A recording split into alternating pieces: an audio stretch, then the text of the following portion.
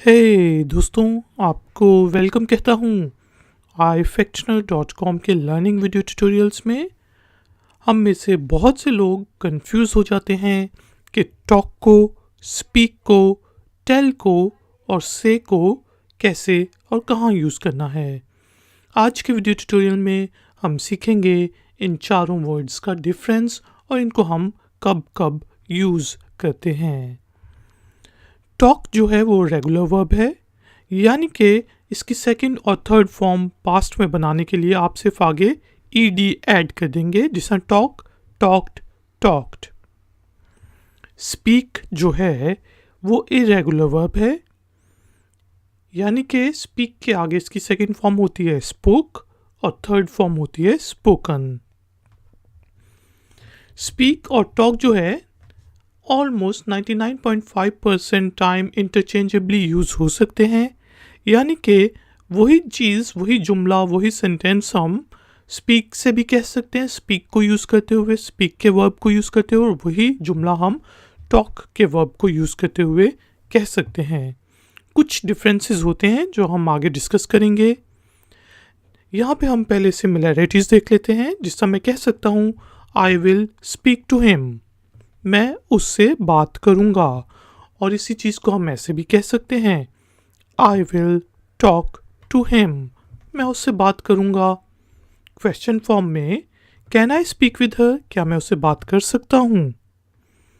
और इस चीज़ को हम इस तरह भी कह सकते हैं can I talk with her, क्या मैं उससे बात कर सकता हूँ। नेगेटिव फॉर्म में she doesn't speak to me, वो मुझसे बात नहीं करती, या फिर she doesn't talk to me. आपने देखा होगा कि स्पीक के साथ हमने और टॉक के साथ हम टू, विद और अबाउट की प्रेपोजिशंस को यूज़ कर सकते हैं।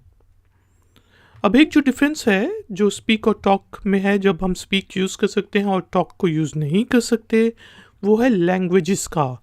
जब मैं आपसे पूछूं कि आप इंग्लिश बोलते हैं, तो मैं पूछूंगा डू यू स्पीक इंग्लिश। यहाँ पे हम डू यू टॉक इंग्लिश नहीं कह सकते। अगर हमने ये कहना है डू यू टॉक या इंग्लिश, तो ये गलत होगा। इसी तरह आई स्पीक 5 लैंग्वेजेस ठीक है, और आई टॉक 5 लैंग्वेजेस गलत है। तो लैंग्वेजेस की जब बात आ जाए, तब आपने स्पीक के वर्ब को यूज़ करना है और टॉक के वर्ब को नहीं यूज़ कर सकते। अब देखते हैं जी टेल और से के डिफरेंस को। टेल जो है वो इरेगुलर वर्ब है, यानी कि इसके आगे हम ed लगा के इसका सेकंड और थर्ड फॉर्म नहीं बना सकते, बल्कि टेल की सेकंड फॉर्म होती है टोल्ड और थर्ड फॉर्म होती है टोल्ड। इसी तरह से जो है वो भी इरेगुलर वर्ब है, और उसकी सेकंड फॉर्म होती है सेड, थर्ड फॉर्म होती है सेड। से जब हमने किसी चीज़ के बारे में मतलब वर्ड्स को एक्सप्रेस करना हो जुमलों में, तो हम फिर से को यूज़ करते हैं। जैसे कि व्हाट डिड यू से, आपने क्या कहा। I was saying that dash dash dash, मैं कह रहा था कि। से इट अगेन, फिर से कहो। I said that his old car was good, मैंने कहा कि उसकी पुरानी गाड़ी अच्छी है। टेल हम उस वक्त यूज़ करते हैं जब हमने कोई इन्फॉर्मेशन देनी हो किसी बंदे को या एक से ज़्यादा बंदों को। जिस तरह I will tell him not to do it, तो अब देखें टेल के बाद हमेशा पर्सन आएगा। I will tell him, I told you, she told me. ठीक है जी।